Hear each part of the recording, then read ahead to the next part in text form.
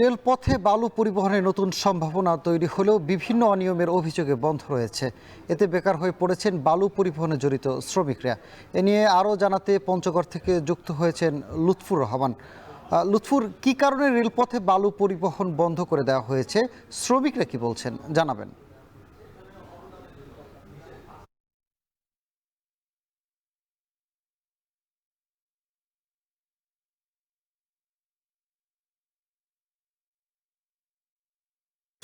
জানতে চাচ্ছিলাম যে কি কারণে আসলে রেল পথে বালু পরিবহন শ্রমিকরা কি বলছেন, আসলে রেলপথে কি কারণে বালু পরিবহন বন্ধ করে দেওয়া হয়েছে এবং শ্রমিকরা কি বলছেন জানাবেন।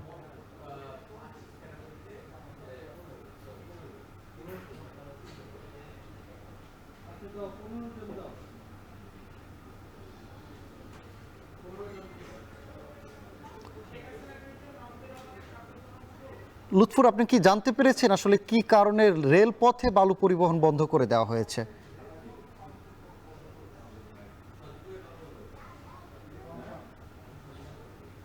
এই রেল স্টেশনে কিন্তু কিছুদিন আগে আমরা যে চিত্রটি লক্ষ্য করেছি যে এখানে অনিয়মের অভিযোগে যে বালু পরিবহন করা হচ্ছিল, সেই বালু পরিবহন কিন্তু বন্ধ হয়ে গিয়েছিল এবং অভিযোগ ছিল যে এখানে যে পরিমাণ নির্ধারিত যে ওজন সীমা তার চেয়ে বেশি বালু পরিবহন করা হচ্ছিল এবং আমরা দেখেছি যে রেলে পরিবহনের কারণে কিন্তু পঞ্চগড়ের যে বালি শিল্প সেখানে কিন্তু নতুন দিগন্তের একটা সূচনা হয়েছিল এবং আমরা রেলের যারা কর্মকর্তা রয়েছেন তাদের সাথে আমরা কথা বলেছি। তারা আমাদেরকে জানিয়েছেন যে এই রেল বিভাগের পক্ষ থেকে কিন্তু কোনো বাধা নেই এবং ব্যবসায়ীরা যদি ইচ্ছে করেন তারা কিন্তু এখন বালি পরিবহন করতে পারে। তবে ব্যবসায়ীরা কিন্তু নিরুৎসাহিত হয়েই তারা বালি পরিবহন করছেন না। তার পাশাপাশি জানিয়ে রাখি, পঞ্চগড়ের যে বালু শিল্প এখানে কিন্তু বিরাট অঙ্কের মানুষ জড়িয়ে আছে এবং পঞ্চগড়ের প্রায় ১৫টি যে বালু মহল রয়েছে সেখান থেকে বছরে ১৫ কোটি ঘনফুট বালু কিন্তু দেশের বিভিন্ন স্থানে নির্মাণ শিল্পের কিন্তু বড় ভূমিকা রেখে চলেছে এবং আমরা দেখেছি যে সড়ক পথে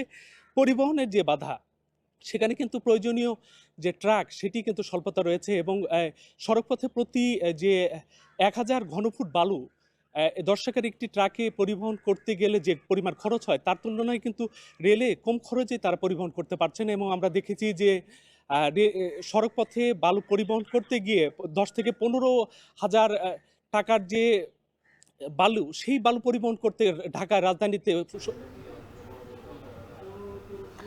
পঞ্চগড়ে রেল পথে বালু পরিবহন বন্ধের খবর জানাচ্ছিলেন সহকর্মী লুৎফুর রহমান।